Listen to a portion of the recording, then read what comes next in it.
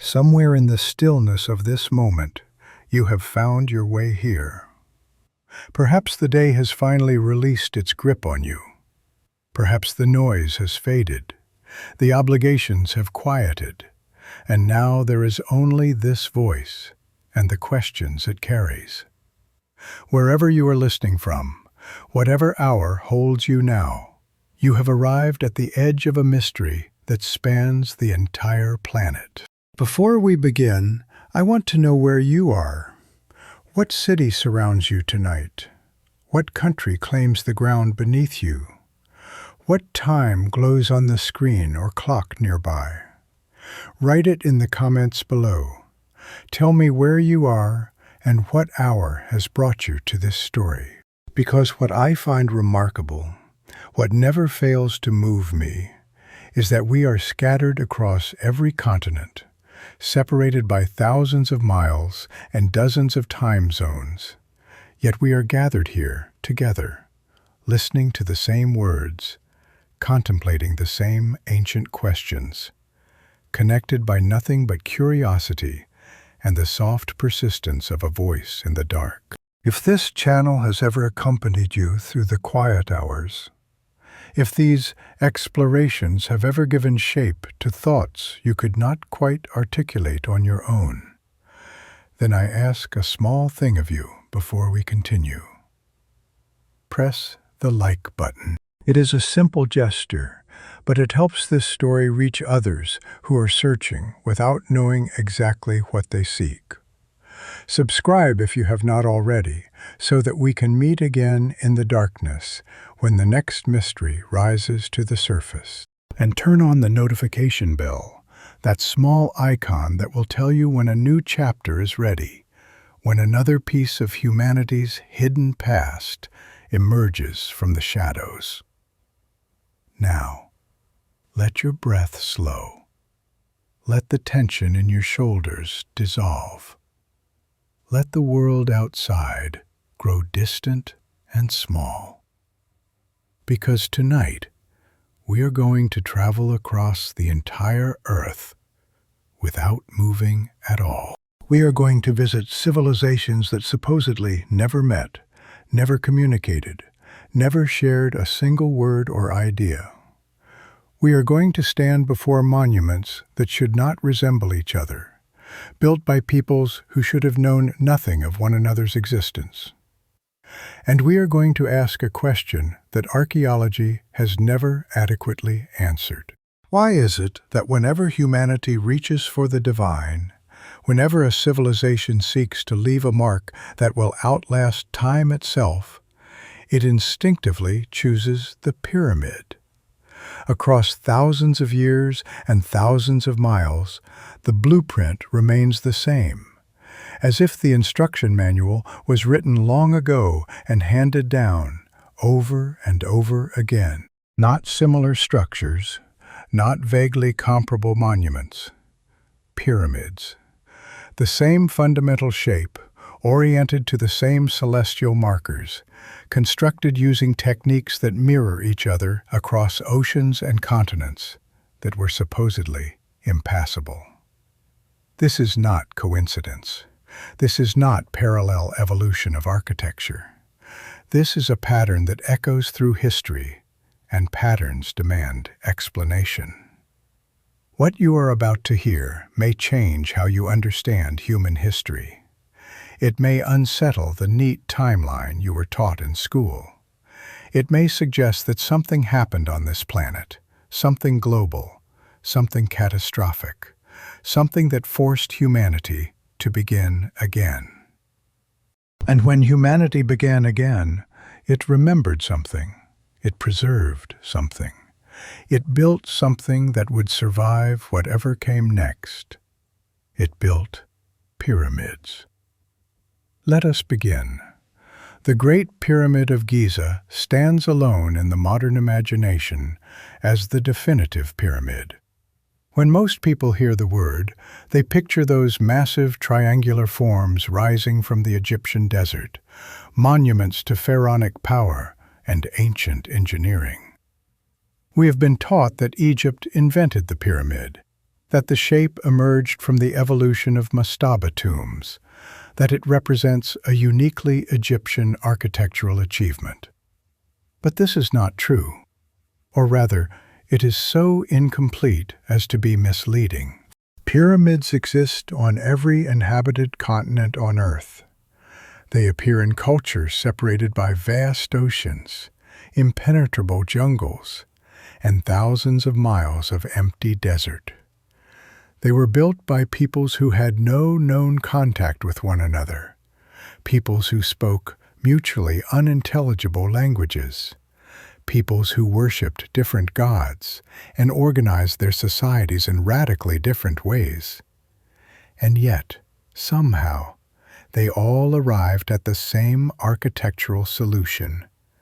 They all chose the same shape. They all oriented their monuments to the same stars, the same cardinal directions, the same mathematical principles. The probability of this occurring by chance is so low as to be effectively zero. Something else is happening here, something that conventional archaeology has been unable or unwilling to explain. Let us survey the evidence. In Egypt, the most famous pyramids cluster on the Giza Plateau, just outside modern Cairo. The Great Pyramid, attributed to the pharaoh Khufu, contains an estimated 2.3 million stone blocks, some weighing as much as 80 tons. It was the tallest structure on Earth for nearly 4,000 years. Its base is level to within just over 2 centimeters, across more than 230 meters. Its sides are aligned to true north, with an accuracy that modern builders would struggle to achieve. The precision is remarkable. But what is more remarkable is what we find when we look elsewhere. In Sudan, to the south of Egypt, over 200 pyramids rise from the desert at sites like Merowe and Nuri. These pyramids were built by the Kingdom of Kush, a civilization that had contact with Egypt but maintained its own distinct culture. The Sudanese pyramids are steeper and smaller than their Egyptian counterparts, but the fundamental form is identical, the same shape pointing toward the same sky. Cross the Mediterranean to Greece, and you find the Pyramid of Helicon in the Argolid Plain. This structure has been dated by some researchers to before the Egyptian pyramids, though this dating remains controversial. Its purpose is unknown. Its builders are forgotten. But its shape is unmistakable. Travel to China, and you discover over 100 pyramids scattered across the Shanxi province and other regions. The largest, the mausoleum of the first Qin emperor, is a massive earthen pyramid that once rivaled Giza in scale. Chinese authorities have been reluctant to allow extensive archaeological investigation of many of these structures, but their existence is undeniable. Satellite imagery reveals their forms clearly, rising from agricultural land that has surrounded them for millennia. Continue east to Indonesia, and you encounter Gunung Padang, a site that has generated intense controversy since geological surveys suggested it might be far older than any known civilization. The structure is a stepped pyramid built into a hillside, and core samples have returned dates that, if accurate, would push its construction back to the end of the last ice age. The archaeological establishment has resisted these findings, but the structure itself remains, older than the arguments about it. Cross the Pacific Ocean to the Americas, and the pyramids multiply beyond counting. In Mexico, the Pyramid of the Sun at Teotihuacan dominates one of the largest ancient cities ever built. At its peak, Teotihuacan housed over 100,000 people, more than most European cities would contain for another 1,000 years. The pyramid rises 65 meters above the Valley of Mexico, its base dimensions nearly matching those of the Great Pyramid of Giza. The alignment of the entire city follows astronomical principles that connect it to stellar positions and calendar cycles. Further south, the Maya built hundreds of pyramids throughout Central America. Tikal, Chichen Itza, Palenque, Copan.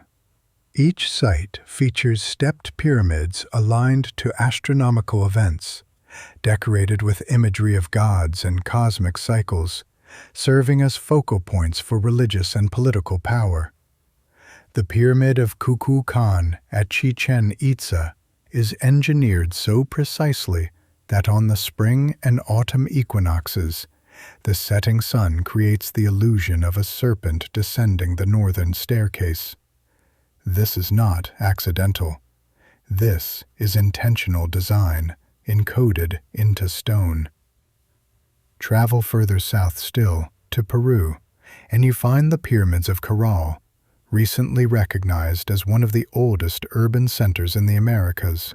Caral flourished around 2600 BCE, making it contemporary with the Egyptian pyramids. It contains several pyramids, the largest rising nearly 20 meters high. The inhabitants of Caral had no known contact with Egypt. They had no known contact with Mesopotamia. They had no known contact with any Old World civilization. Yet they built pyramids. Continue down the Pacific coast, and pyramids appear at sites throughout Peru and into Bolivia. The Moche civilization built massive adobe pyramids, the largest of which, the Huaca del Sol, contained an estimated 140 million bricks before erosion and looting reduced it. These were not tombs in the Egyptian sense. They served different functions, but the shape persists. Even in North America, pyramids rise from the landscape. Monk's Mound at Cahokia in present-day Illinois is the largest earthwork pyramid in the Americas, larger in base area than the Great Pyramid of Giza. It was the center of a city that at its peak around 1100 CE housed more people than London did at the same time. The culture that built it left no written records, but they left this monument, this shape, this statement in earth and labor. The Cahokia site is particularly remarkable because it demonstrates that pyramid building was not confined to ancient times or to the Old World civilizations. Here, in the heart of North America, a sophisticated culture arose that organized itself around the same architectural form. The site includes over 100 mounds, many of them pyramidal, arranged in patterns that align with solar and lunar events. Woodhenge, a circular arrangement of wooden posts, functioned as an astronomical observatory, allowing precise determination of solstices and equinoxes. The Poverty Point site in Louisiana predates Cahokia by thousands of years. Built around 1700 BCE, it consists of a series of concentric ridges and mounds arranged in a geometric pattern visible only from above. One mound rises over 20 meters high. The site required moving approximately 750,000 cubic meters of earth, shaped without metal tools, without wheels, without draft animals. The people who built it were supposedly simple hunter-gatherers, yet they created a monument that rivals anything in the contemporary Old World. The Serpent Mound in Ohio is not a pyramid, but deserves mention because of what it represents. This effigy mound, shaped like an undulating serpent over 400 meters long, is aligned to astronomical events including solstices and the rising point of the star Thuban, which was the North Star approximately 5,000 years ago. The alignment to an ancient pole star suggests that the builders possessed knowledge of precession, the slow wobble of Earth's axis that causes the North Star to change over millennia. This is sophisticated astronomical knowledge that should not exist among cultures we classify as primitive. The pattern continues to places even more unexpected. The Canary Islands, off the northwest coast of Africa, contain step pyramids at sites like Guimar. These structures puzzled European explorers when they first encountered them. They do not match any known African or European architectural tradition. Their origins remain mysterious. And recently, structures have been discovered underwater at sites around the world, including off the coast of Japan near Yonaguni, where what appears to be a stepped pyramid lies submerged beneath the waves. If this structure is artificial, and many researchers believe it is, then it was built when that area was above sea level, which means it was built more than 10,000 years ago, before the end of the last ice age. This is the scope of the mystery. Pyramids everywhere, on every continent, in cultures that supposedly never communicated, built within a few thousand years of each other, many of them clustered around the same millennium. How is this possible? The conventional explanation is parallel development.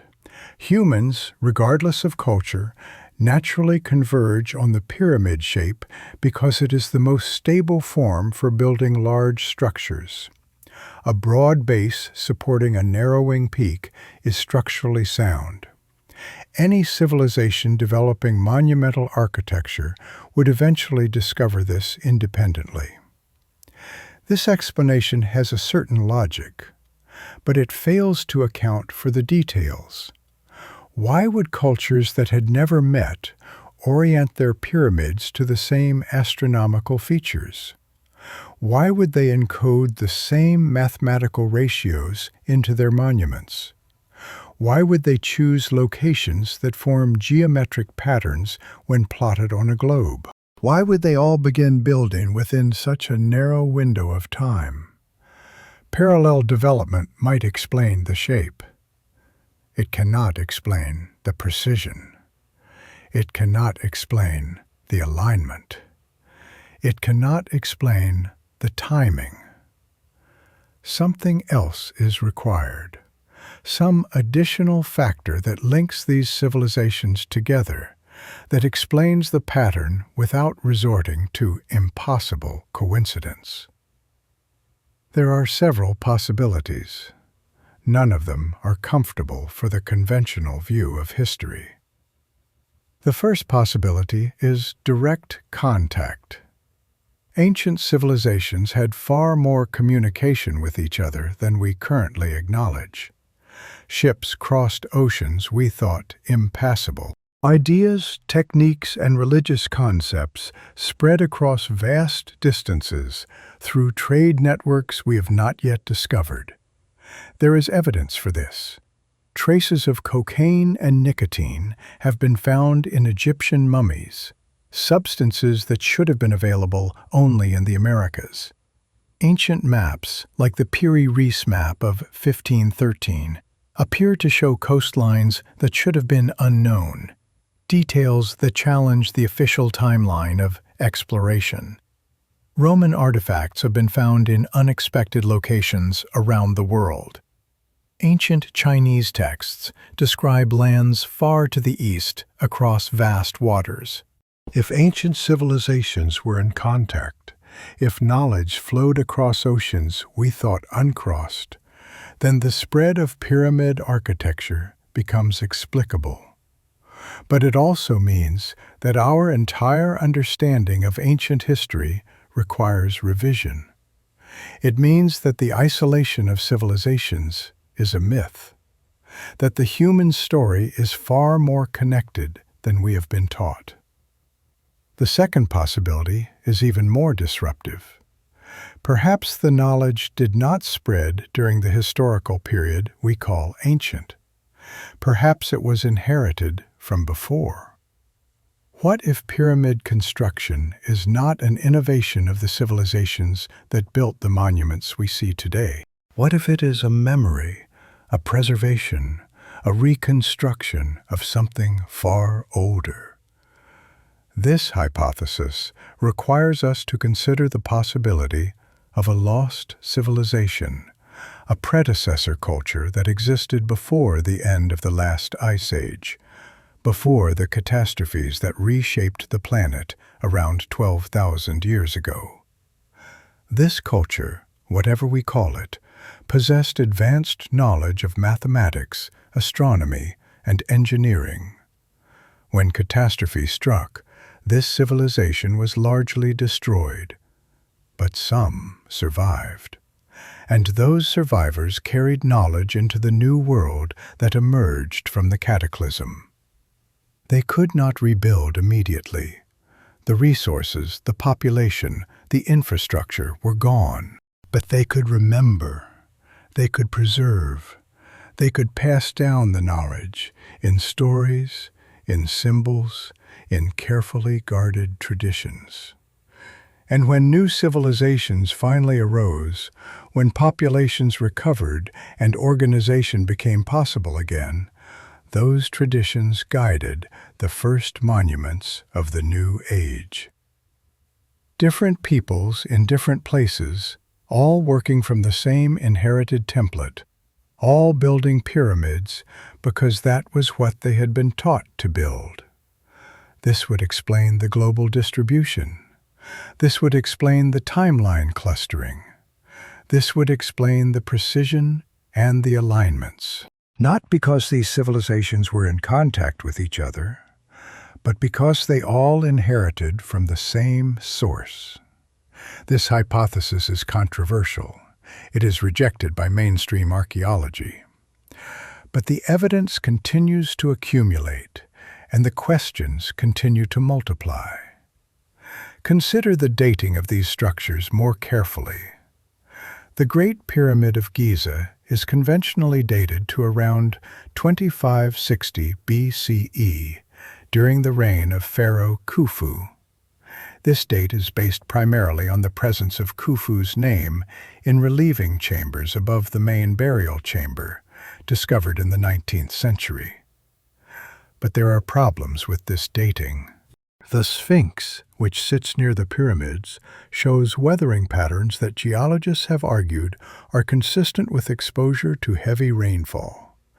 Egypt has not experienced significant rainfall for thousands of years, not since the end of the African humid period around 5000 BCE.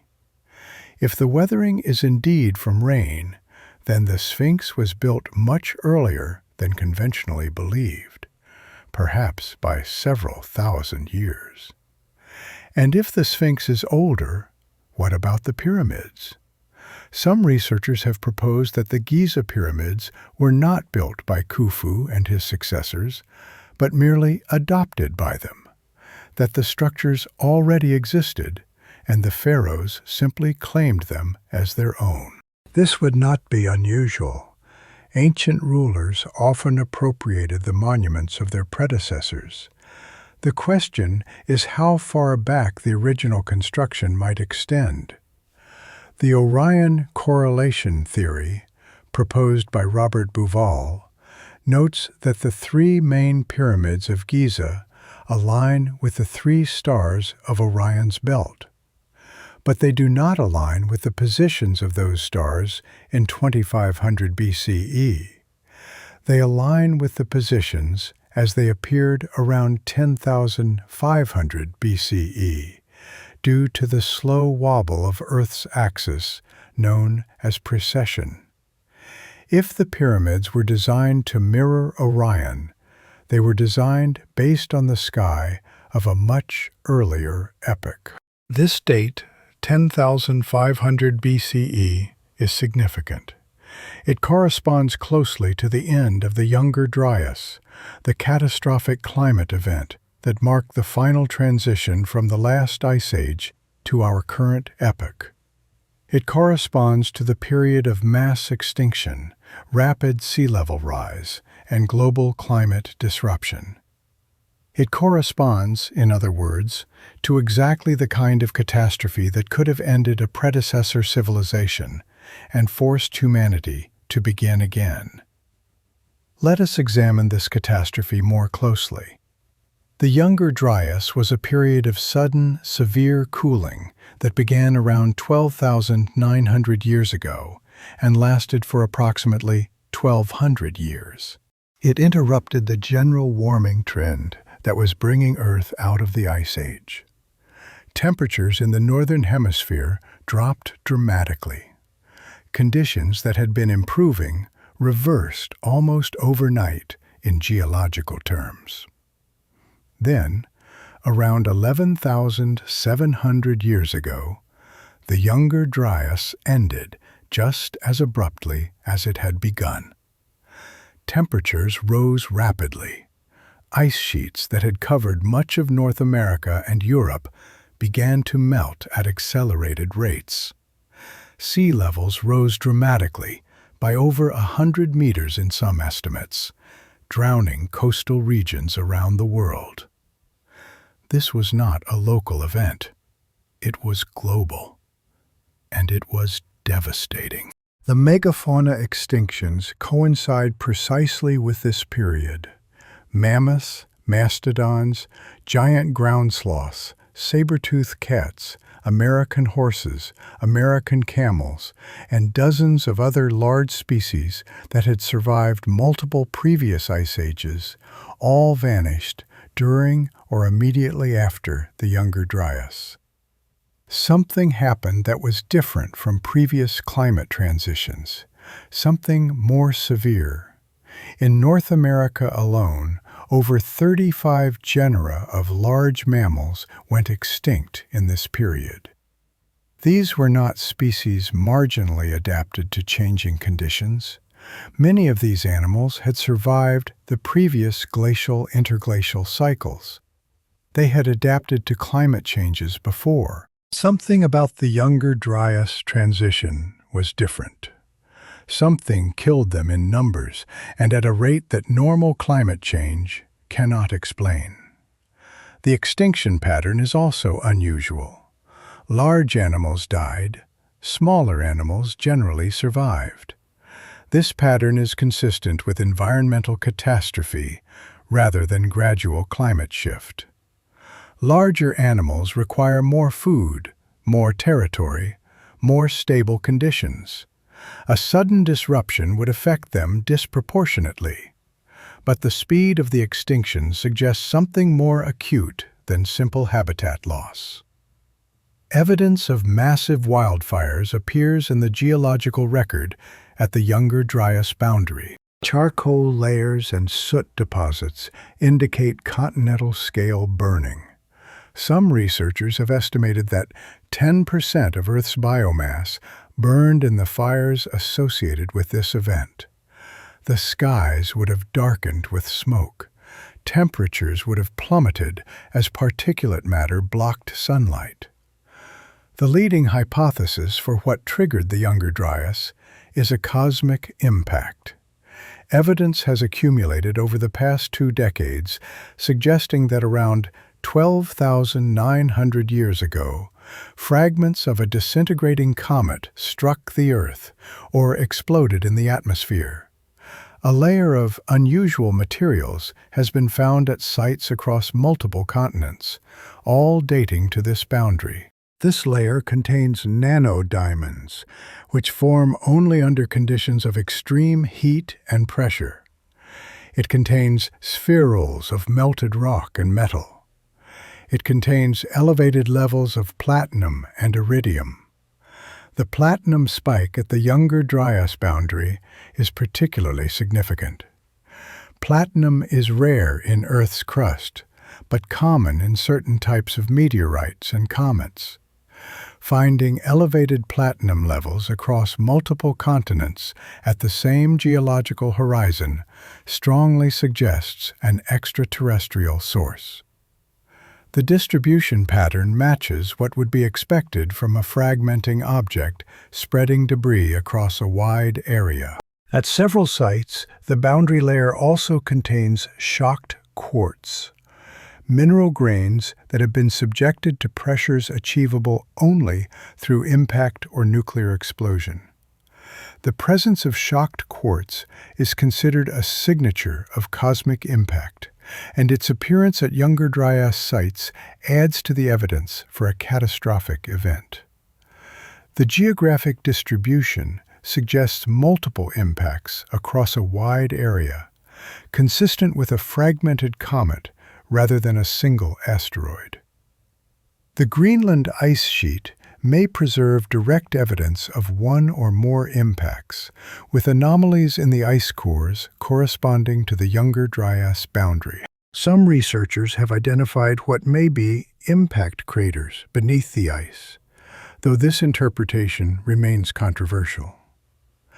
The immediate effects would have been catastrophic. Wildfires across continents, dust blocking sunlight, rapid climate change as the planetary system was shocked into a new state. And the effects continued for over 1,000 years as the climate stabilized into its new, colder pattern. If any advanced civilization existed before this event, it would have been devastated. Coastal cities would have been flooded as sea levels rose. Agricultural regions would have become uninhabitable as climate zones shifted. Trade networks would have collapsed. Population would have crashed. The survivors would have faced a world that had become suddenly hostile, a world of refugees and scarcity and desperate adaptation. Rebuilding would have taken centuries, perhaps millennia. And when rebuilding finally became possible, what would the survivors build? Perhaps they would build structures designed to survive, structures that could withstand earthquakes, floods, the passage of time itself. Structures that encoded in their geometry the knowledge that must not be lost. Structures that pointed toward the sky, toward the stars that had been their guides before everything fell apart. Perhaps they would build pyramids. This is the reset hypothesis. Something catastrophic happened around 12,000 years ago that effectively ended a previous epoch of human achievement. Survivors scattered, preserving what knowledge they could, passing it down through generations of struggle and recovery. When new civilizations finally arose, they arose from this foundation of inherited memory. And when they built their monuments, they built what they had been taught to build. The pyramids, in this view, are not independent inventions. They are reconstructions. They are memories in stone. They are humanity's attempt to preserve something from before the reset, to maintain continuity across a gap that nearly swallowed everything. If this hypothesis is correct, the pyramid builders were not primitive societies struggling toward civilization. They were survivors, rebuilding from fragments of something greater. The knowledge encoded in their monuments was not discovered, it was inherited. This changes everything. Let us examine some of the specific alignments and mathematical relationships that suggest shared knowledge across cultures. The Great Pyramid of Giza encodes the dimensions of the Earth itself. The ratio of its perimeter to its height approximates the ratio of a circle's circumference to its radius, which is 2 times pi. This relationship suggests that the builders knew the value of pi to considerable precision. But there is more. The base perimeter of the Great Pyramid, when measured in ancient cubits, corresponds remarkably closely to 1/2 of 1 minute of equatorial latitude. This means the pyramid's dimensions encode the size of the Earth. The builders knew with considerable accuracy how large the planet is. This knowledge is not supposed to exist in ancient Egypt. The Earth's circumference was supposedly first calculated by Eratosthenes in the 3rd century BCE, more than 2,000 years after the Great Pyramid was built. Yet here it is, encoded in stone. The same encoding appears in other pyramid sites. The Pyramid of the Sun at Teotihuacan has a base perimeter that is almost exactly equal to the base perimeter of the Great Pyramid of Giza. The probability of this being coincidental is negligible. The builders of Teotihuacan, working on the other side of the world with supposedly no contact with Egypt, chose the same dimensions. Furthermore, the Pyramid of the Sun encodes the relationship between the Earth and the Sun. Its base perimeter, when multiplied by a factor of 43,200, approximates the polar circumference of the Earth. This same factor, 43,200, appears in other ancient calculations. It is the number of years in one complete cycle of axial precession divided by 10. It appears in the Hindu concept of the Mahayuga, the great cosmic cycle that spans 4,320,000 years. These are not coincidences. These are connections, mathematical relationships that span cultures and continents, appearing in monuments built by peoples who supposedly never communicated. The alignments to cardinal directions are equally remarkable. The Great Pyramid is aligned to true north with an accuracy of 3/60ths of 1 degree. This is more precise than modern buildings typically achieve. It requires knowledge of astronomy, careful observation over extended periods, and sophisticated surveying techniques. The same precision appears elsewhere. The pyramid complexes of Mesoamerica are aligned to cardinal directions with similar accuracy. The Temple of Angkor Wat in Cambodia, though not a pyramid, is aligned with precision that matches Giza. Ancient sites around the world share this orientation, pointing to the same sky, honoring the same celestial framework. Why would unconnected civilizations all orient their most important monuments to the same astronomical reference points? Why would they all care about true north, about the equinoxes and solstices, about the rising points of particular stars? Unless they were all working from the same template, unless they all inherited the same instructions, unless pyramid building was not an independent discovery, but a preserved tradition, passed down from before the reset. The relationship to stellar positions adds another layer to the mystery. We have already mentioned the Orion correlation theory for Giza, but Orion appears in monuments worldwide. The Maya revered Orion's belt, associating it with the 3 stones of creation placed by the gods at the beginning of the current age. The arrangement of 3 pyramids or temples at various sites around the world mirrors this asterism. Angkor Wat and its surrounding temples mirror the constellation Draco as it appeared in the sky around 10,500 BCE. This is not the sky of the 12th century CE, when the temples were supposedly built. This is the sky of the pre-Diluvian epoch, the time before the flood. Why would medieval Cambodian architects encode the positions of stars from 12,000 years earlier?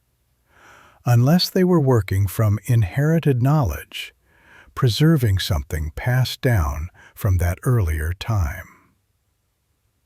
The Pleiades, the Seven Sisters, appear in the mythology and monuments of cultures around the world: the Maya, the ancient Greeks, the Egyptians, the Chinese, the Aboriginal Australians, the Lakota of North America. All have stories about this star cluster. All associated it with significance beyond mere navigation. All incorporated it into their sacred calendars and religious observances. The alignment to the Pleiades is particularly significant because this star cluster is associated with flood mythology across cultures. The Maya believed that the current age began when the Pleiades reached a specific position in the sky. Greek mythology associates the Pleiades with the daughters of Atlas, transformed into stars and forever chased across the heavens. The timing of their heliacal rising, their first appearance in the pre-dawn sky after a period of invisibility, marked important agricultural and religious events in cultures worldwide.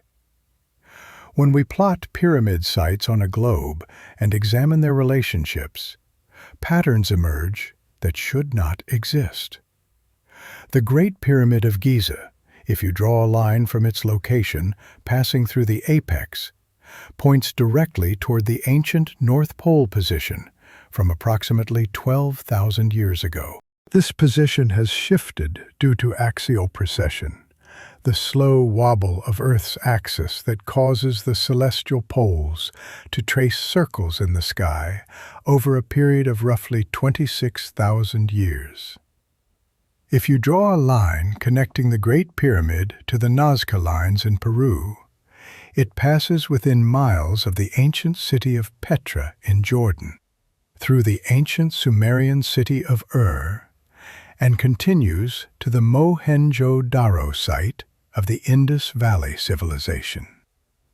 These sites span thousands of years and supposedly independent civilizations, yet they align. Another great circle, a line tracing the shortest path across Earth's surface, connects Giza to Angkor Wat, to the Easter island Moai.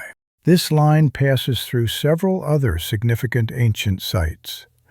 The probability of such alignments occurring by chance is vanishingly small.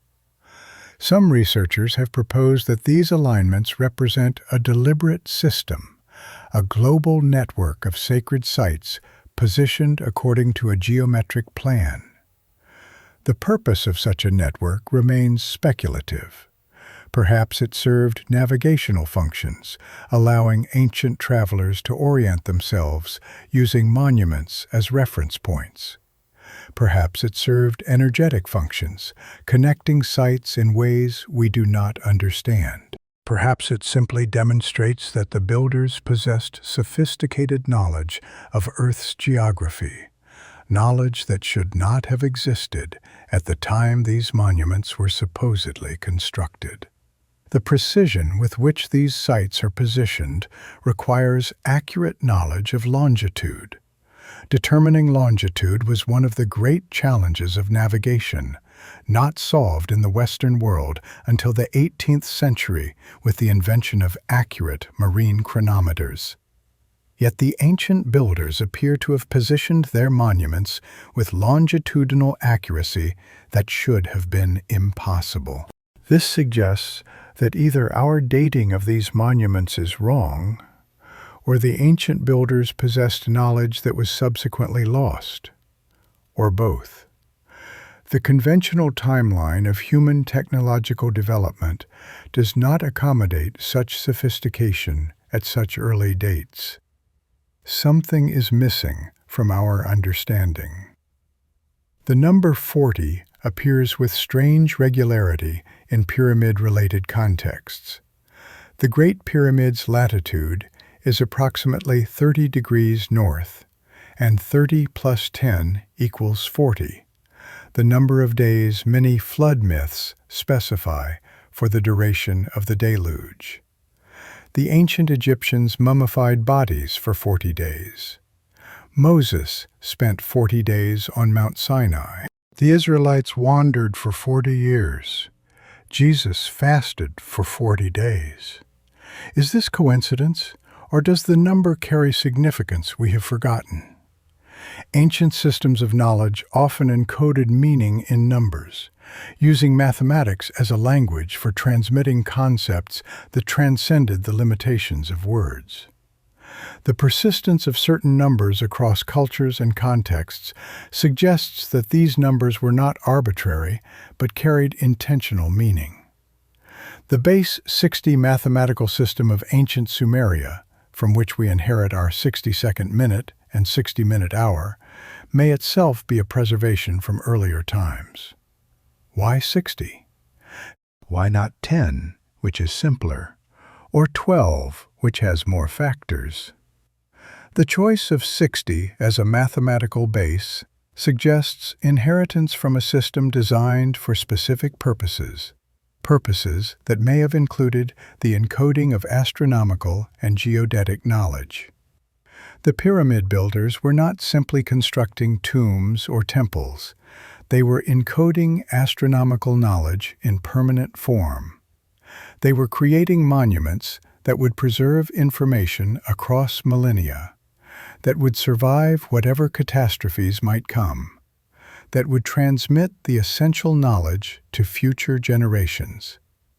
This is a different purpose than we typically assign to these structures. It suggests that the builders knew, or at least feared, that catastrophe could strike again. It suggests that preservation was the primary goal, that the pyramids are not just buildings, but libraries, information storage systems designed for a timescale we can barely imagine. Consider the practical advantages of the pyramid shape for this purpose. A pyramid is inherently stable. Its broad base distributes weight evenly.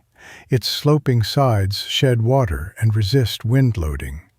It has no corners or projections to catch and accumulate stress. It is, structurally, one of the most durable shapes that can be built. A pyramid resists earthquakes. The shape naturally absorbs and distributes seismic energy, while more complex structures might crack and collapse. A well-built pyramid can survive significant ground motion with minimal damage. A pyramid is difficult to dismantle. The same structural properties that make it stable make it resistant to intentional destruction. It cannot easily be toppled. Its stones cannot easily be removed without enormous effort. It will outlast almost any other type of construction. If you wanted to build something that would survive for thousands of years, something that would endure floods and earthquakes and the passage of time, something that future civilizations would recognize and investigate, you would build a pyramid. And that is exactly what the ancients did, all over the world. At the same time, using the same techniques. The construction methods themselves present mysteries that conventional archaeology struggles to explain. The Great Pyramid contains stones weighing up to 80 tons, quarried miles from the construction site and raised to heights of over 100 meters. The conventional explanation involves ramps, rollers, and massive amounts of human labor. But the logistics of this explanation strain credibility.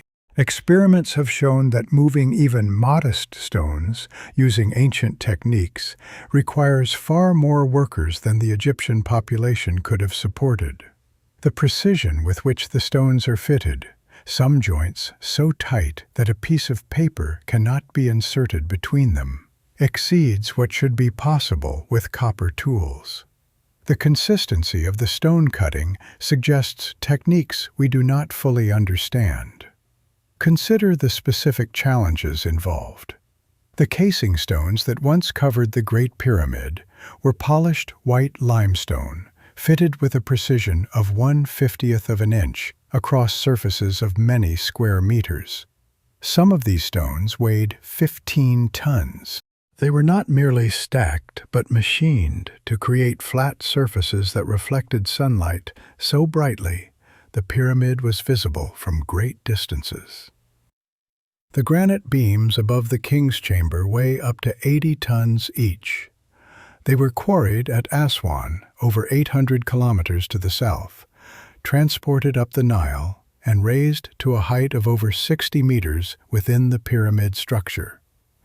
The conventional explanation involving wooden sledges and ramps becomes absurd at this scale. The amount of wood required would have deforested all of Egypt many times over. The ramp necessary to achieve such heights would have been larger than the pyramid itself. The internal passages of the Great Pyramid present additional mysteries. The descending passage maintains a slope of exactly 26 degrees 18 minutes for over 100 meters. This passage is so straight that a laser would touch all surfaces along its entire length. Creating such precision underground through solid rock without modern surveying equipment should be impossible. And there is another mystery that is rarely discussed. Despite the hundreds of meters of internal passages and chambers, despite the fact that ancient workers would have needed light to see what they were doing, there are no soot marks anywhere inside the pyramid, no residue from torches, no smoke stains on the ceilings. If the builders used fire for illumination, as conventional explanations assume, the evidence should be everywhere, but it is absent. How did they see in the darkness? What illuminated their work? This question has no satisfactory conventional answer. The Grand Gallery is a corbelled passage over 47 meters long, rising at the same 26-degree angle.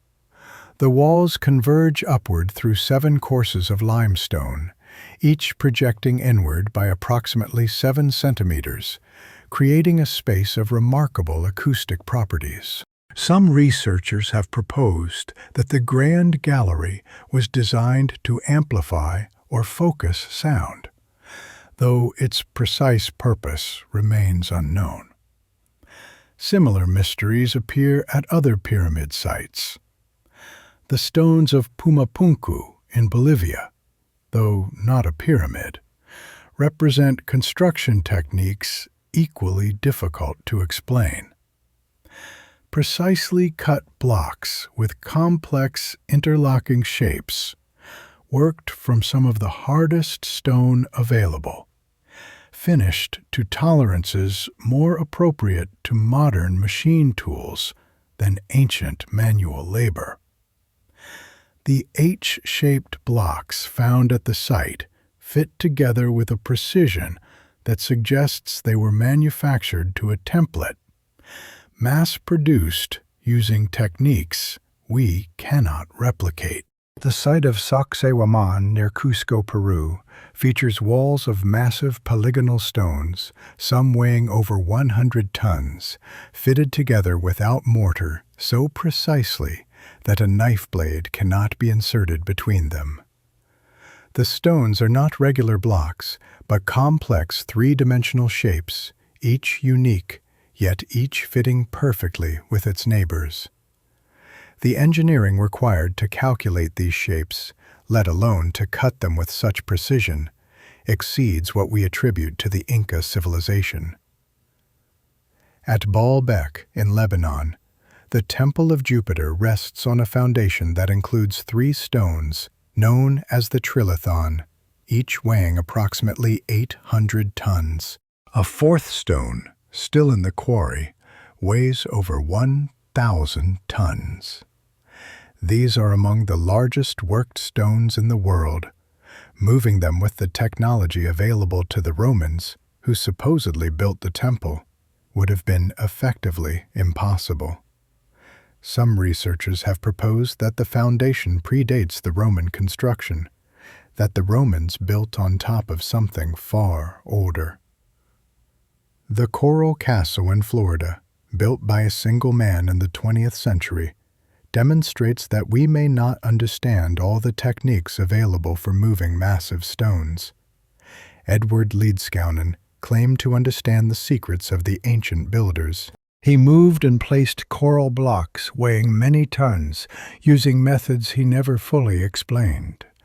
When asked how he did it, he replied only that he understood the laws of weight and leverage, that he had discovered what the ancient Egyptians knew.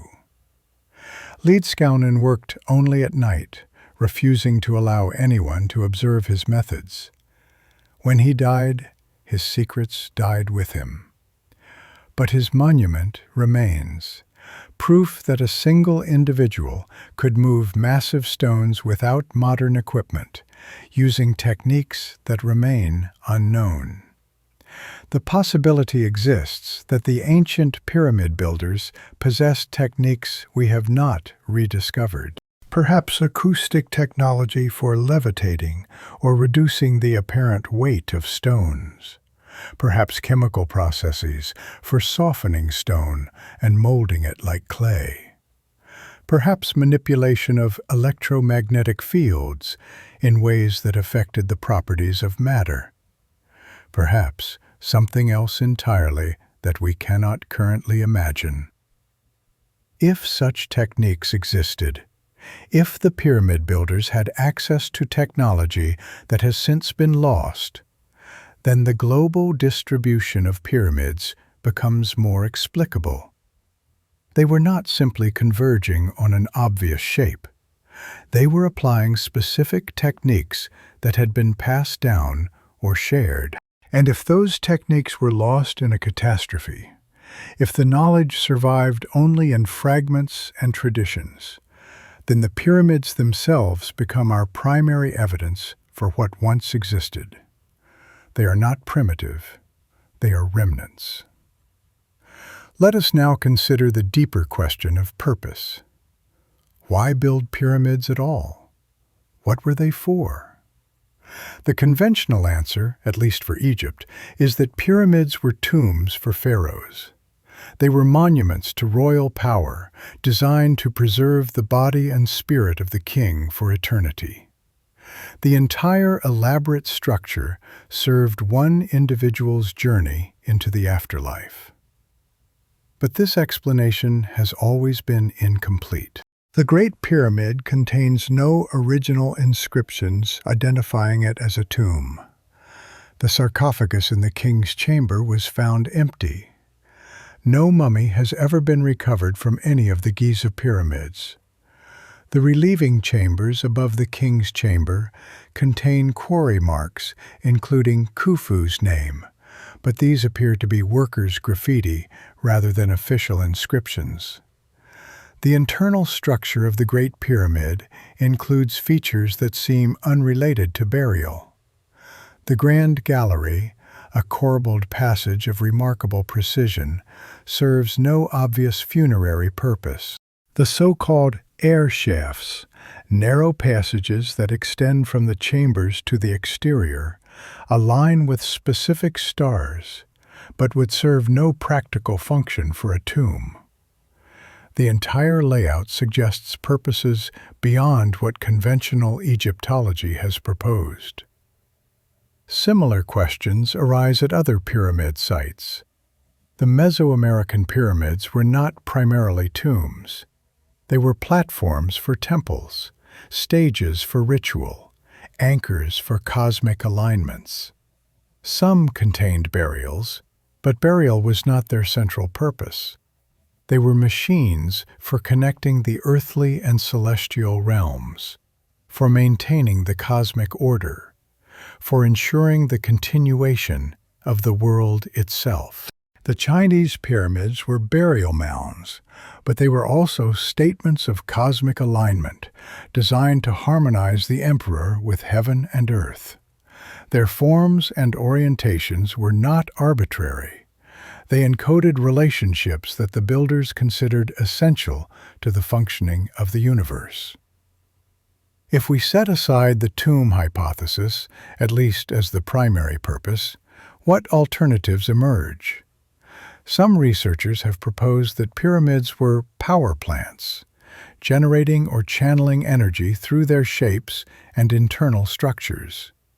The Great Pyramid contains granite, which has piezoelectric properties. Under pressure, granite generates electrical charge. A massive granite structure under the weight of the pyramid above might generate significant electrical effects. The presence of water beneath the Giza Plateau could have interacted with these effects in ways we do not fully understand. This hypothesis remains speculative. No direct evidence of ancient electrical generation has been found, but the possibility cannot be entirely dismissed. Others have proposed that pyramids were communication devices, using their shapes to focus or amplify some form of energy or signal. The alignments to specific stars might represent not observation, but transmission, an attempt to communicate across cosmic distances. This, too, remains speculative. But the precision of the alignments suggests purpose beyond simple observation. You do not align a monument to a star with accuracy of arc minutes unless that alignment serves a function. A more conservative hypothesis holds that pyramids were calendrical monuments, designed to mark astronomical cycles and preserve knowledge of celestial mechanics. Their alignments to equinoxes, solstices, and stellar positions would serve practical functions for agriculture, navigation, and timekeeping. This hypothesis has merit. Ancient civilizations depended on astronomical knowledge for survival. Knowing when to plant, when to harvest, when floods would come, when seasons would change. All of this required careful observation of the sky. Permanent monuments that encoded this knowledge would be valuable beyond measure. But calendrical function alone does not explain the global distribution. It does not explain why all these civilizations chose the same shape. It does not explain the mathematical relationships that connect sites on opposite sides of the planet. Perhaps the purpose was precisely what we have been suggesting: preservation, insurance against catastrophe, the construction of permanent monuments that would survive whatever disasters might come, that would transmit essential knowledge to future generations, that would remind those who came after that something had existed before. If the builders knew that catastrophe was possible, if they had experienced catastrophe themselves or inherited memories of catastrophe from their predecessors, then building durable monuments would be a rational response. Not tombs for individuals, but tombs for knowledge. Not temples for gods, but temples for information. Not statements of royal power, but statements of civilizational intent. We will survive. We will remember. We will rebuild. This interpretation makes sense of the pattern. It explains why civilizations around the world all built the same shape at roughly the same time. They were all responding to the same imperative, the same memory, the same fear. The reset had happened once. It could happen again. And when it did, the pyramids would be there, waiting, carrying the knowledge that must not be lost. Let us turn now to the timeline more carefully. If we examine when the major pyramids of the world were built, a clustering becomes apparent. The Egyptian pyramids cluster in the Old Kingdom period, roughly 2600 to 2200 BCE. This is when the Great Pyramid was built, along with the pyramids at Saqqara, Dashur, and other sites. Before this period, there were no pyramids in Egypt. After this period, pyramid building declined dramatically and eventually ceased. The pyramids of Caral in Peru date to roughly 2600 BCE, contemporary with the Egyptian Old Kingdom. The oldest Mesoamerican pyramids appear in the centuries following, with major pyramid building continuing for several thousand years.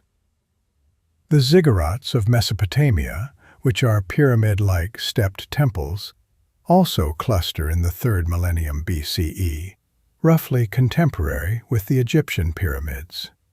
This is a remarkable convergence. On 3 continents, pyramid building emerged or intensified around the same millennium. The probability of this occurring by chance in cultures with no known contact is extremely low. What happened around 2600 BCE that might explain this clustering? The conventional answer is that this was simply when these various civilizations reached the level of social organization necessary for monumental construction. They developed agriculture, grew their populations, established political structures, and eventually accumulated the resources for large-scale building projects. This answer is unsatisfying. It does not explain why they all chose the same shape. It does not explain the mathematical and astronomical relationships between sites. It does not explain the precision that appears fully developed from the earliest examples. An alternative answer connects to our reset hypothesis. If a catastrophe occurred around 10,500 BCE, at the end of the Younger Dryas, then the survivors would have faced millennia of recovery. Populations would have been small. Resources would have been scarce. The knowledge that survived would have been preserved orally, passed down through generations. As millennia passed, populations recovered. Agriculture spread. Civilizations began to form. And as they formed, the ancient knowledge emerged again, translated into stone by people who understood that they were rebuilding something that had existed before. 2600 BCE is approximately 8,000 years after the Younger Dryas catastrophe. This is a reasonable time frame for recovery. It takes time for populations to grow. It takes time for social complexity to develop. It takes time for the resources to accumulate that make monumental construction possible. The clustering of pyramid building around this millennium may represent not independent discovery, but coordinated remembering. The survivors' descendants scattered across the globe, finally reaching the point where they could express in stone what had been preserved in memory. And they all built pyramids. Because that was what they were supposed to build. Because that was what had been built before. Because the pyramid shape was the template that survived the catastrophe, the form that had proven durable enough to transmit knowledge across the gap. This interpretation suggests that the pyramid builders were not innovating. They were restoring. They were not discovering architecture. They were recreating it. The pyramids we see today are not the first pyramids. They are the second generation, built from inherited plans by civilizations that remembered what had been lost. And this has profound implications for our understanding of human history. The night grows deeper as we contemplate these possibilities. Somewhere outside, wherever you are, the stars are wheeling through their ancient patterns, the same stars that the pyramid builders observed, the same stars that they encoded into stone monuments on every continent, the same stars that have witnessed everything humanity has built and everything we have lost. Let us examine one more piece of evidence that suggests global connection. The myth of the flood appears in cultures around the world. We mentioned this in the context of the reset hypothesis, but it deserves closer examination.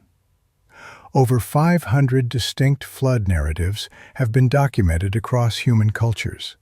They appear on every inhabited continent. They share remarkable similarities despite the vast distances separating the peoples who tell them. A man is warned of coming destruction. He builds a vessel or finds refuge on high ground. He preserves his family and the seeds of future life. The waters come and destroy the world. The waters eventually recede. Humanity begins again. The details vary. The man's name changes. The cause of the flood differs. But the core narrative persists with remarkable consistency. The conventional explanation is that floods are universal human experiences. Rivers flood. Coasts are inundated by storms. Every culture would develop flood myths based on local experiences of natural disasters. This explanation fails to account for the specificity of the global flood myth. Local floods would produce local myths, stories of specific rivers overflowing or specific coastlines being submerged. They would not produce the narrative of total destruction and renewal that appears globally. The global flood myth describes something more than local flooding. It describes the end of a world, and it appears in cultures separated by oceans and continents, cultures that supposedly had no contact with each other, unless they were all remembering the same event. The Younger Dryas catastrophe provides a candidate for this remembered event.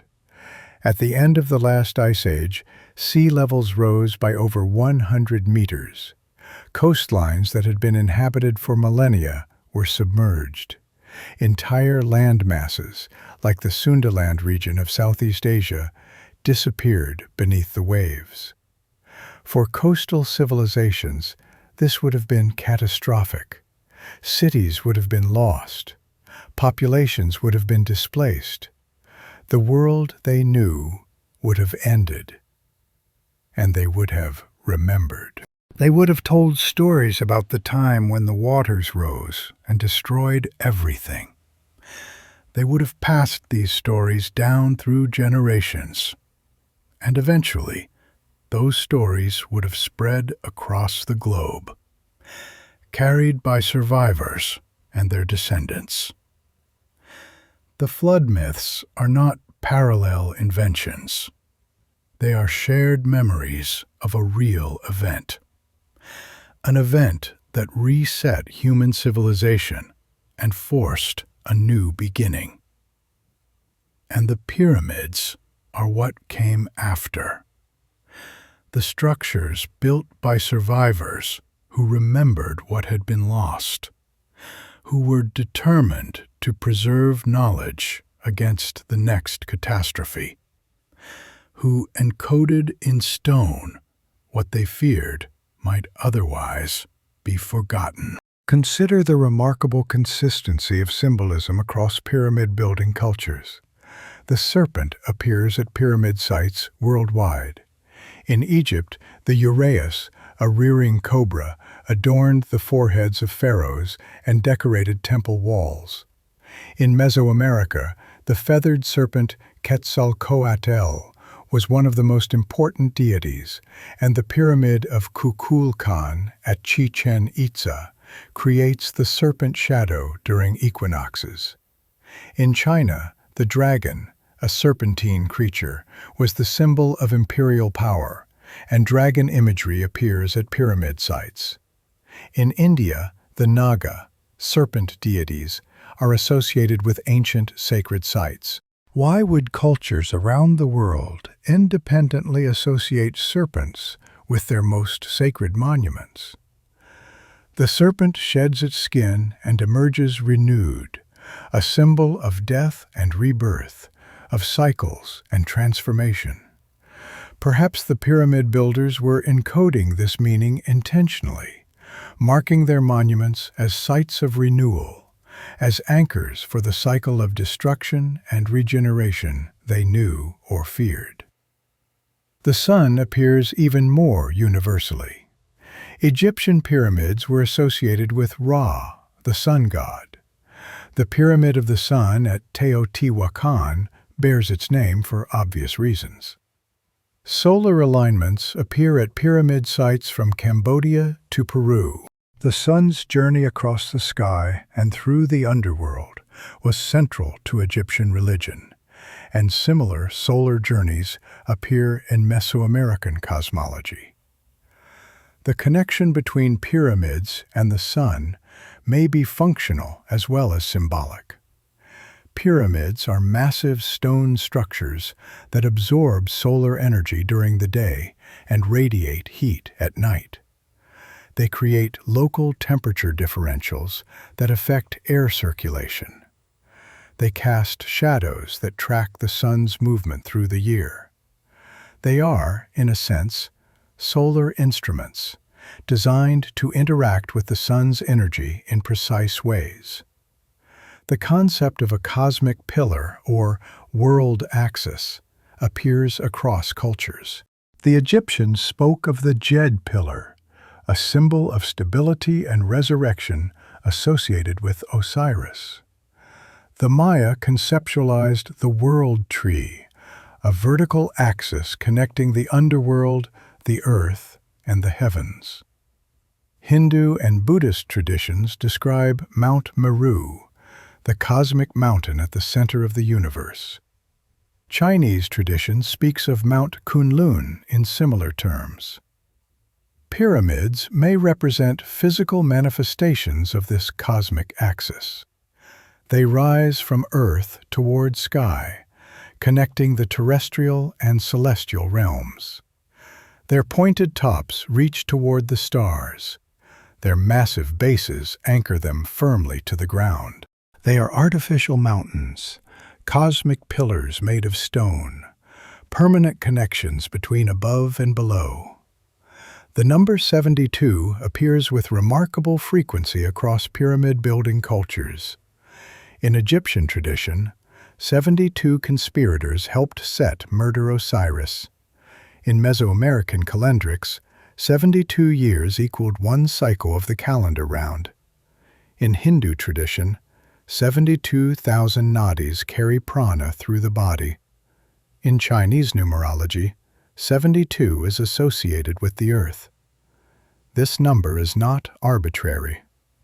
72 years equals 1 degree of precessional shift, the time it takes for the position of equinox sunrise against the background stars to move by 1 degree. The full precessional cycle of approximately 25,920 years divided by 360 degrees equals 72 years per degree. The widespread appearance of this number in mythology and sacred architecture suggests that ancient cultures around the world possessed knowledge of precession. This is sophisticated astronomical knowledge requiring careful observation over many generations.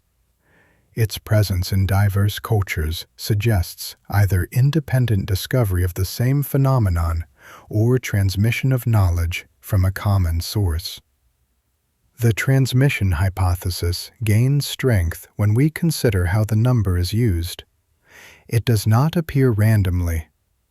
It appears in context associated with cosmic cycles, with death and resurrection, with the relationship between earthly and celestial time.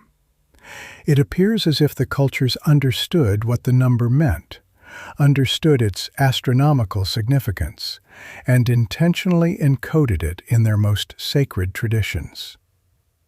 The connection between the flood myths and the pyramids is direct. Both are responses to the same event. Both are attempts to preserve something across the gap that catastrophe creates. The flood myths preserve the memory of what happened. The pyramids preserve the knowledge of what existed before. Together, they tell the story of a reset, a global catastrophe that ended one epoch of human history and began another.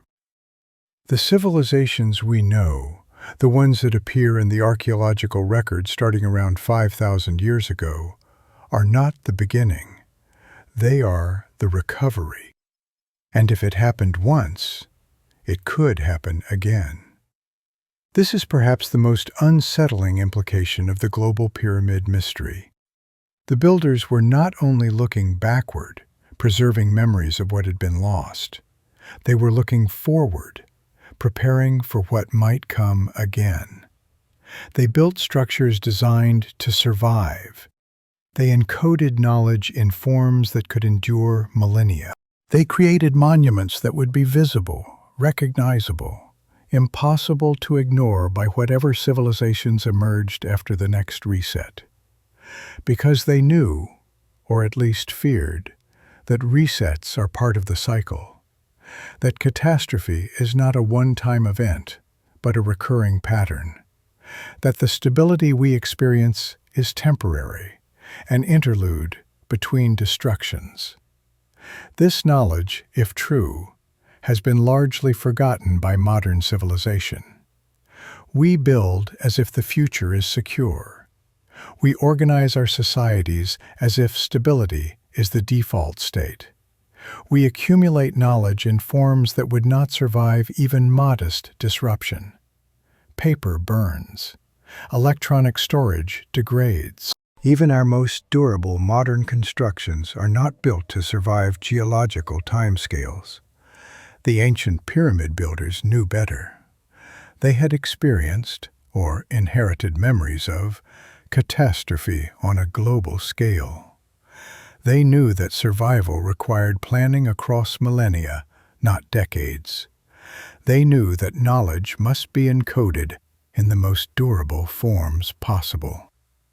And so they built pyramids, all over the world, at the same time, using the same techniques, pointing to the same stars. They were not primitive.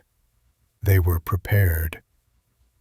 What then should we make of this evidence? The global distribution of pyramids challenges the conventional view of ancient history. It suggests connections between civilizations that supposedly never met. It implies shared knowledge whose origin we cannot fully explain. It points toward a predecessor culture, a lost civilization that existed before the catastrophes that reset the world 12,000 years ago. This hypothesis cannot be proven with current evidence. The archaeological record from before the Younger Dryas is sparse, largely because coastal sites where such a civilization might have flourished are now underwater. The absence of evidence is not evidence of absence, but neither is it proof. What we have is a pattern of pyramids appearing on every continent, built by cultures with no known contact, encoding the same mathematical relationships, aligning to the same celestial features, emerging at roughly the same time. This pattern demands explanation. The explanations offered by conventional archaeology, parallel development, and coincidence, are inadequate. They do not account for the precision, the mathematics, the timing. An alternative explanation, involving inherited knowledge from a predecessor culture lost in global catastrophe, fits the evidence better. It is more speculative, certainly. It requires accepting possibilities that mainstream scholarship rejects. But it makes sense of the pattern in a way that conventional explanations do not. The ancient pyramid builders knew something we have forgotten. They experienced something we have no direct memory of. They built something that was designed to survive whatever came next, to transmit knowledge across the gap, to ensure that what had been learned would not be lost again. Their monuments still stand. The knowledge they encoded is still readable for those who know how to look. The message they intended to send is still arriving 12,000 years later, received by anyone willing to contemplate its implications. The pyramids are not relics of primitive cultures struggling toward civilization. They are artifacts of a sophisticated response to catastrophe, a global effort to preserve what mattered most, a statement of determination that has endured longer than any other human construction. They are also warnings, reminders that stability is not guaranteed, that what has been built can be destroyed, that survival requires planning on timescales that modern civilization rarely considers. We are the recipients of this message. We are the future generations the pyramid builders hoped would find their monuments and understand their purpose. We are the ones they were building for. The question is whether we will heed what they tried to tell us, whether we will recognize the pattern they encoded and understand what it means, whether we will take seriously the possibility that catastrophe is not behind us, but ahead of us. The pyramids have survived for thousands of years. They will likely survive for thousands more. Whatever happens to our civilization, they will remain, pointing toward the same stars, encoding the same mathematics, waiting for whoever comes next. But the mystery deepens when we examine recent discoveries that continue to emerge from sites we thought we understood. In 2017, scientists using cosmic ray muon tomography discovered a previously unknown void within the Great Pyramid. This void, located above the Grand Gallery, is at least 30 meters long. Its purpose is unknown. Its existence was unsuspected despite centuries of study. What else might the pyramid contain that we have not yet discovered? The technique used to find this void, muon tomography, detects variations in the density of material by measuring the passage of cosmic ray particles through the structure. It is a non-invasive method that can reveal internal features without drilling or excavation. Applied more extensively, it might reveal other hidden chambers, passages, or voids in pyramids around the world. Thermal imaging studies of the Great Pyramid have revealed anomalies that suggest additional undiscovered features. Areas of the pyramid's surface show temperature variations that cannot be explained by the known internal structure. Something is affecting heat distribution in ways that current understanding cannot account for.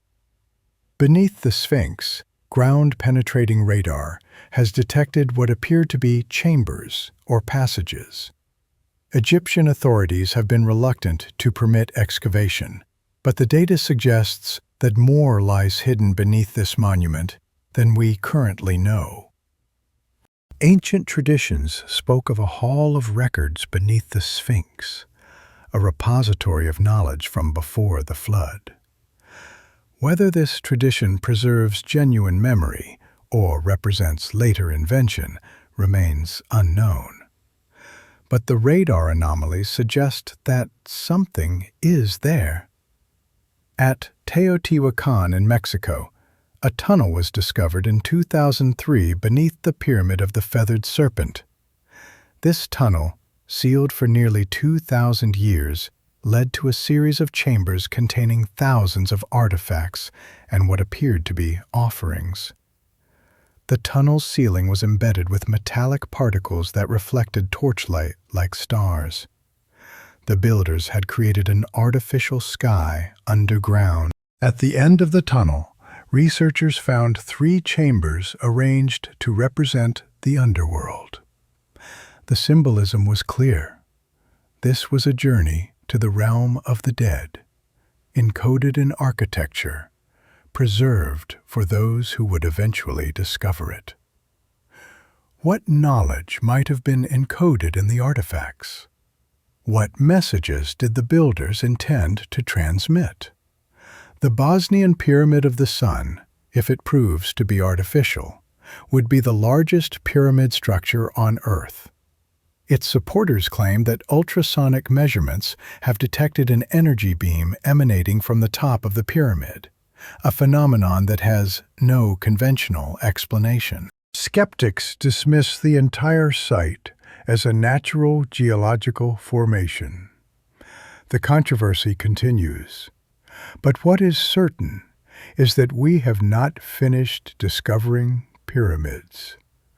More may await recognition at sites around the world. In Indonesia, Gunung Padang continues to generate controversy. Core samples from the site have returned radiocarbon dates suggesting human activity at the location going back more than 20,000 years. If accurate, this would place the site's origins deep in the Ice Age, long before any known civilization. The geological establishment has challenged these dates, arguing that the samples may be contaminated or misinterpreted. But the structure itself remains, and its investigation continues. What unites all these discoveries is a single theme. We have not finished learning what the pyramids contain. Despite centuries of study, despite modern technology, despite all our accumulated knowledge, these monuments continue to reveal new secrets. They were built to last, and they were built to communicate. The communication is ongoing. Let us consider what we might call the keepers of knowledge. Throughout history, certain groups have claimed to possess knowledge inherited from ancient times. Mystery schools, secret societies, initiatic traditions. These groups have operated at the margins of mainstream culture, preserving teachings they considered too dangerous or too powerful for general distribution. The Egyptian priesthood claimed an unbroken tradition extending back tens of thousands of years. They told Greek visitors like Herodotus and Plato of civilizations that had risen and fallen before recorded history. They spoke of floods and catastrophes that had destroyed previous ages. They presented themselves as guardians of knowledge that predated their own civilization.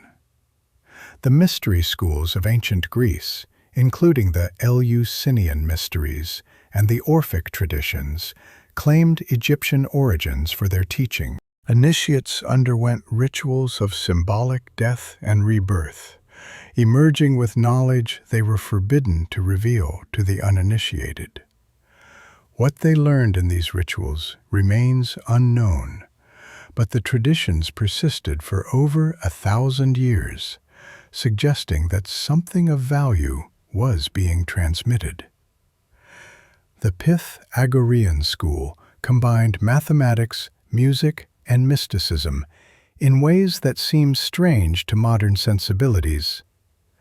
Pythagoras himself claimed to have studied in Egypt, learning from the priests there secrets that he brought back to Greece. His school encoded knowledge in mathematical relationships, in geometric forms, in musical harmonics. The connections between Pythagorean mathematics and the proportions encoded in pyramids are too numerous to dismiss. In medieval Europe, groups like the Knights Templar were accused of possessing secret knowledge acquired in the Holy Land. The Templars grew wealthy and powerful, building churches and commanderies across Europe before being suppressed in the early 14th century. What knowledge they might have possessed, and whether it survived their destruction, remains a matter of speculation. The Freemasons trace their origins to medieval stonemason guilds, but their symbolism and rituals suggest older roots. Masonic tradition speaks of the building of Solomon's temple, of sacred geometry, of knowledge transmitted from ancient Egypt. The all-seeing eye, the pyramid, the compass and square. These symbols point toward a tradition concerned with architecture, measurement, and cosmic order.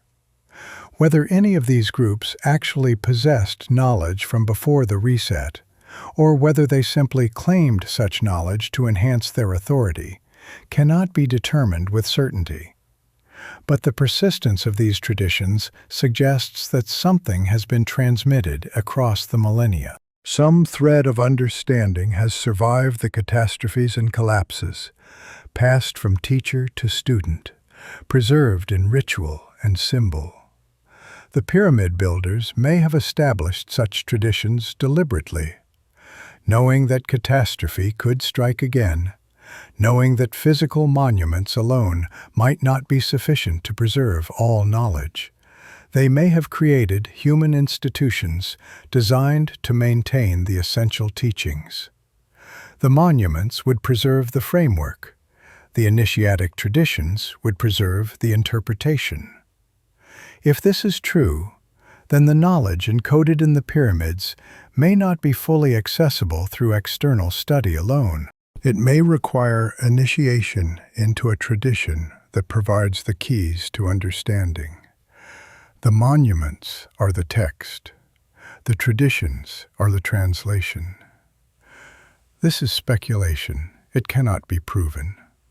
But it offers an explanation for why the pyramids continue to mystify us, despite all our technological advantages.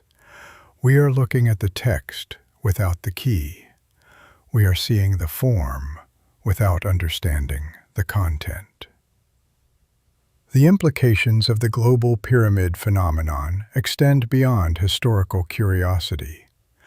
If the reset hypothesis is correct, if catastrophe has struck before and could strike again, then the pyramid builders were responding to a genuine threat. They were not being paranoid. They were being prudent. What catastrophes might we face? The evidence suggests that the Younger Dryas event was triggered by cosmic impact, fragments of a disintegrating comet striking the Earth or exploding in the atmosphere. Such events are not unique. The solar system contains countless objects on orbits that cross Earth's path. Given enough time, impacts are not just possible, but certain.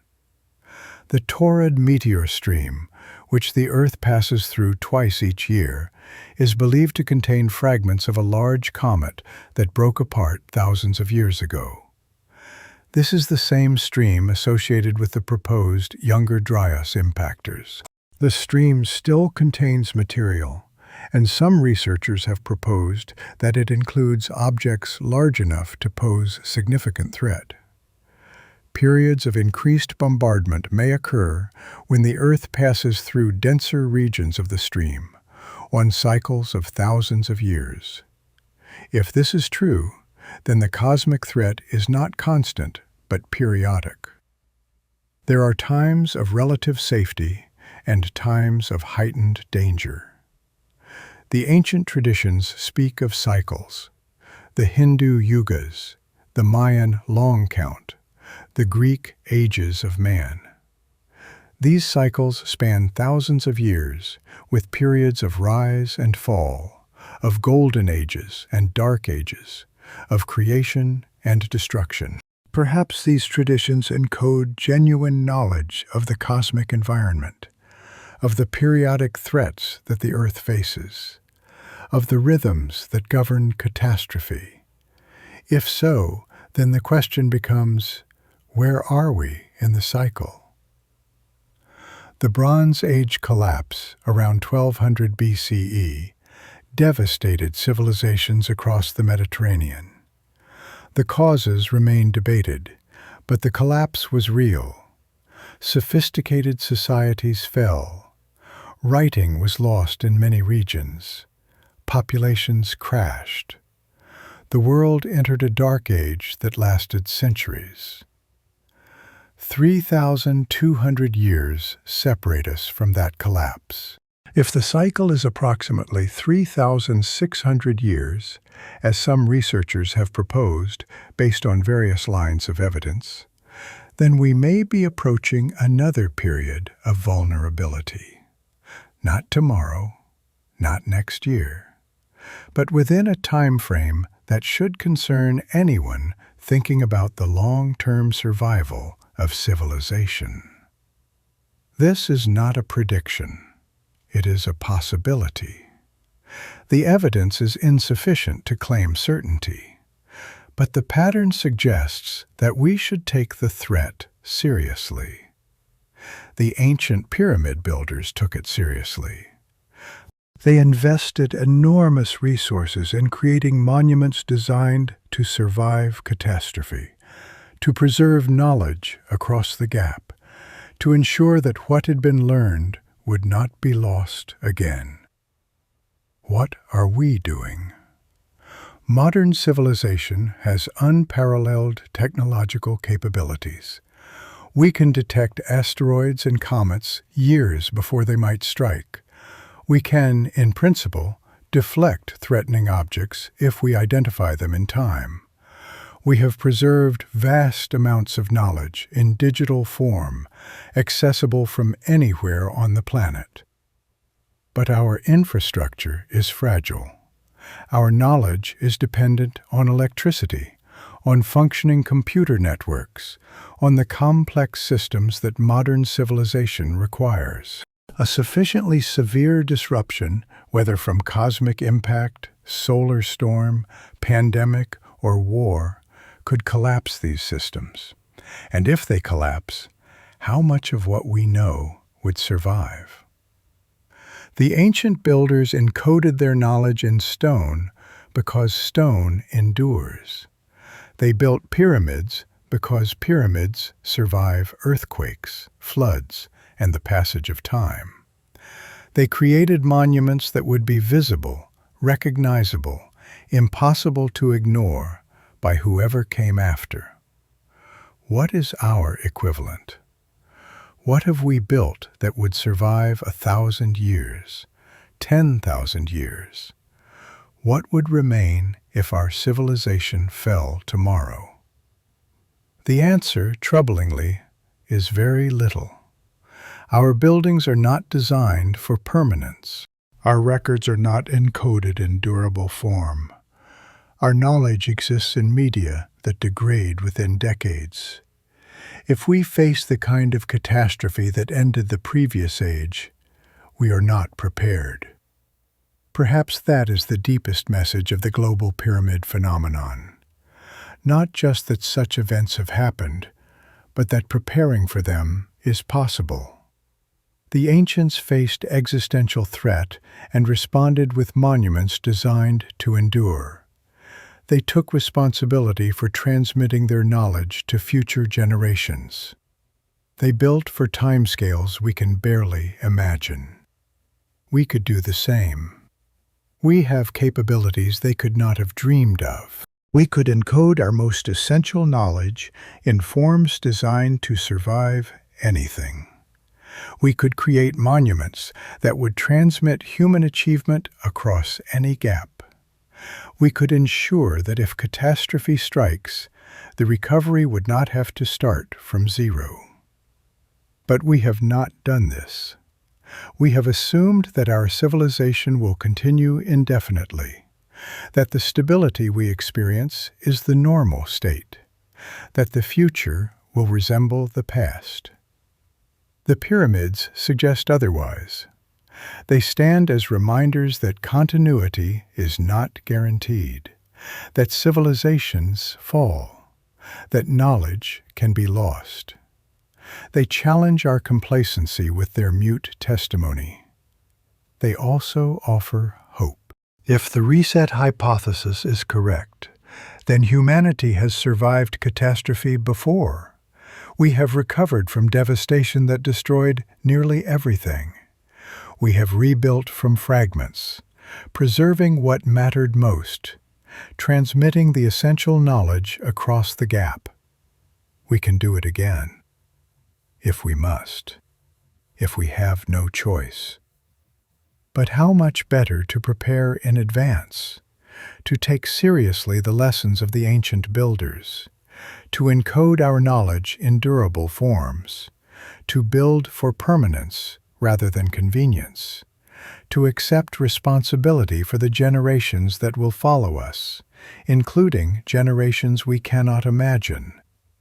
The pyramids are calling us to remember, to acknowledge what has happened before, to prepare for what might happen again. Will we listen? Perhaps that is their ultimate purpose, not to preserve knowledge for us specifically, but to preserve it for whoever inherits the earth. A message in stone that will outlast any particular civilization, any particular species, any particular epoch. We were here. We knew things. We built this so you would know that we existed. The night is deep now, wherever you are. The stars turn overhead, the same stars the pyramid builders watched, the same patterns they encoded in stone monuments across the globe. Somewhere beneath those stars, on every continent, their pyramids still stand, waiting, preserving, transmitting their ancient message to anyone who will listen. What did they know that we have forgotten? What did they experience that shaped their response? What were they trying to tell us? These questions do not have final answers. The evidence permits interpretation, but not certainty. The pattern is clear, but its meaning remains open.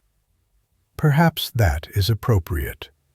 Perhaps the mystery is the point.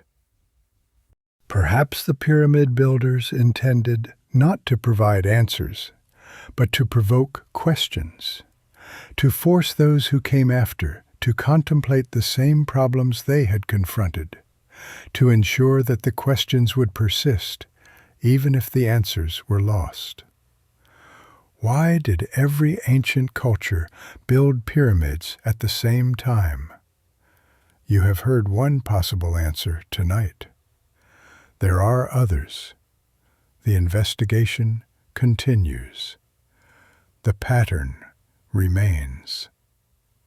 And the pyramids stand, as they have for thousands of years, as they will for thousands more, witnesses to whatever we choose to make of their message. Sleep well tonight. Let the mystery settle into your dreams. Let the questions find their own answers in the quiet of your unconscious mind. Tomorrow, the world will demand your attention again. The noise will return. The distractions will multiply. But somewhere, beneath all of it, the pyramids will still be there.